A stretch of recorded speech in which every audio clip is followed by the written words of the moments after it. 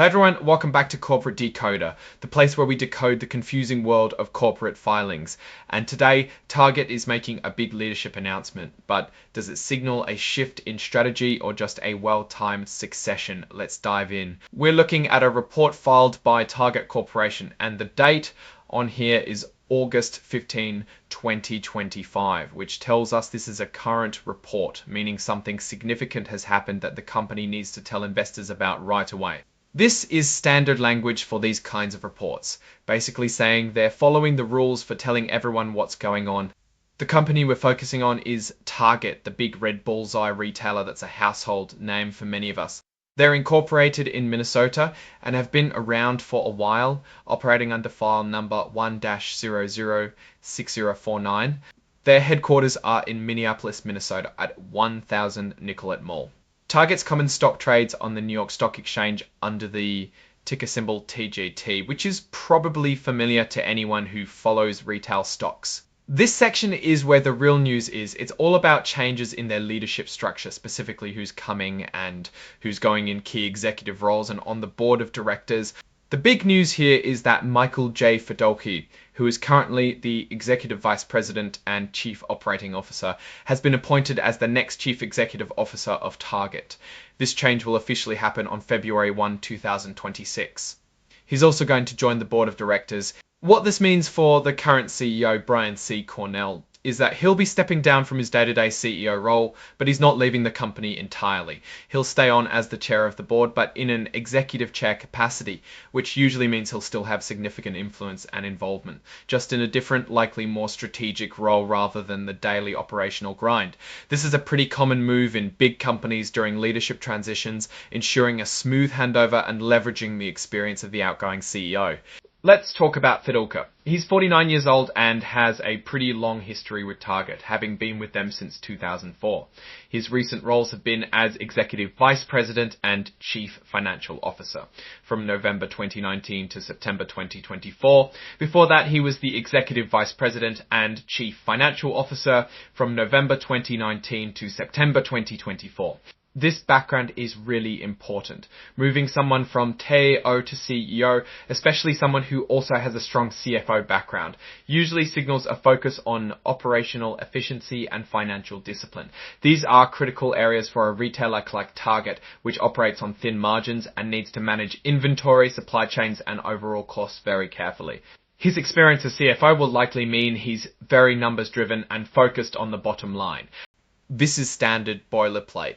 When someone moves into or out of a top executive role, there are typically changes to their pay packages, bonuses, stock options, and severance arrangements. The company is saying they'll share the details of these new compensation packages for both Mr. Cornell and Mr. Fidolke once they've been finalized and approved by the board. We'll want to keep an eye out for that future filing as executive compensation packages for both Mr. Cornell and Mr. Fidolke once they've been finalized and approved by the board. We'll want to keep an eye out for that future filing as executive compensation packages for both Mr. Cornell and Mr. Fidolke once they've been finalized and approved by the board. We'll want to keep an eye out for that future filing as executive compensation can often tell us a lot about a company's priorities and how they reward leadership. And finally, the signatures. This is just the official part where someone authorized by the company signs off on the report. This confirms it's an official filing from Target Corporation.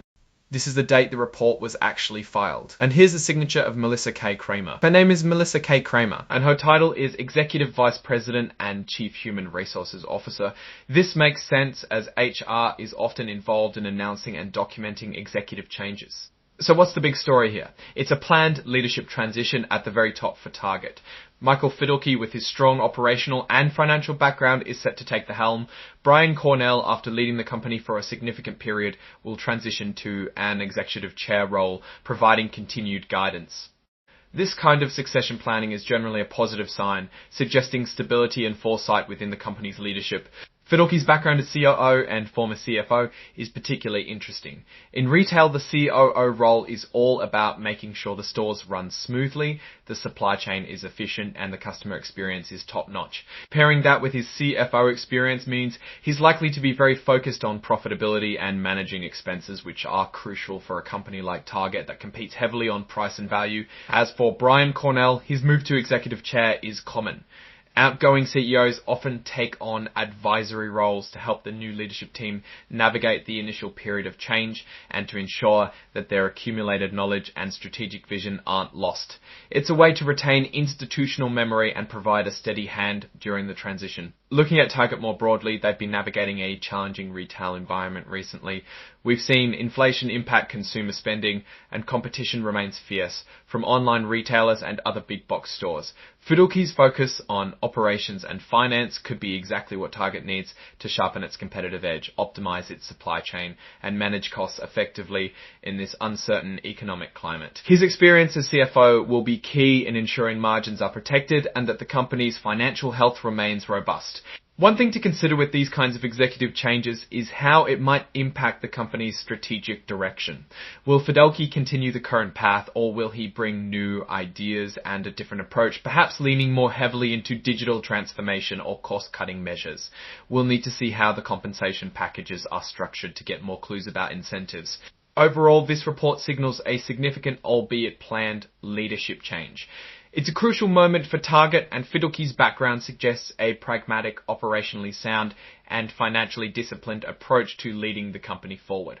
The market will be watching closely to see how this transition plays out, especially in the context of the current economic headwinds. So what's your take on Target's leadership change? Do you think Fidelky is the right person to lead the company into its next chapter? Let me know in the comments below. If you found this breakdown helpful, give this video a thumbs up and subscribe to Corporate Decoder for more insights. And don't forget to join our Discord community for more discussions on corporate finance and business. Thanks for watching, and we'll see you in the next one.